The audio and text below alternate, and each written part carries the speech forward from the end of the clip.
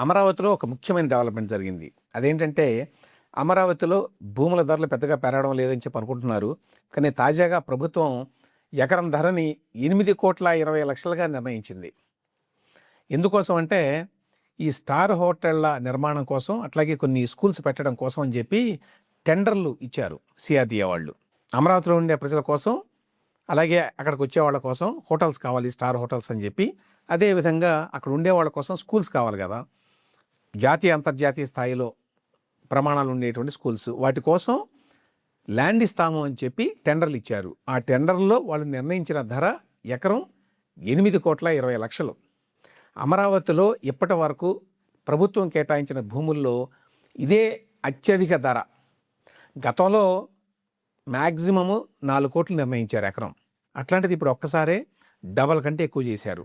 అమరావతిలోనట 5 star hotels, అదేవిధంగా 5 private schools ఏర్పాటు కోసం టెండర్లు ఇచ్చింది సిఆర్‌డీఏ. బుధవారం నాడే అవి వచ్చినాయట బయటికి. స్టార్ హోటల్స్ ఏమో కనీసం 75 కోట్ల రూపాయలు పెట్టుబడి పెట్టాలట. 3 3 స్టార్, 2 4 స్టార్ హోటల్స్ని తుళ్ళూరు, రాయపూడి, వెంకటపాలెం ప్రాంతాల్లో ఏర్పాటు చేయాలని చెప్పి సిఆర్‌డీఏ నిర్ణయించింది. అదేవిధంగా 5 ప్రైవేట్ స్కూల్స్ అని చెప్పాను కదా, ఎల్కేజీ నుంచి +2 వరకు అక్కడ ఎడ్యుకేషన్ ఉంటుంది. మొత్తం 15.80 ఎకరాలని 33 ఏళ్ల దీర్ఘకాలిక లీజు ప్రాతిపదికన ఇస్తారట ఈ స్కూల్స్ కోసం.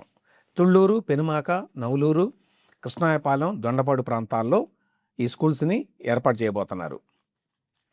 మొత్తానికి విషయం ఏంటంటే, అమరావతిలో ఇప్పటికే ధర ఎకరం 8,20,00,000గా ప్రభుత్వం నిర్ణయించింది. ఆ మేరకు డిమాండ్ ఉన్నదని వాళ్ళు అంచనా వేసే ఇస్తారు.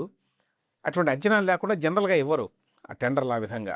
ఏదేమైనప్పటికీ రేపు చూడాలి ఎంతమంది స్టార్ హోటల్స్ వాళ్ళు, ఎంతమంది ఈ స్కూల్స్ పెట్టేవాళ్ళు 8,20,00,000 ఎకరాన్ని కొని అమరావతిలో స్కూల్స్ పెట్టడానికి ముందుకు వస్తారు. ఒకవేళ ముందుకు వస్తే మాత్రం అది విశేషంగా చెప్పుకోవాలి. ఎందుకంటే ఇంత ధర గనక ఇప్పుడే అమరావతిలో భూమికి ఉంటే భవిష్యత్తులో ఇంకా పెరిగే అవకాశం ఉంది.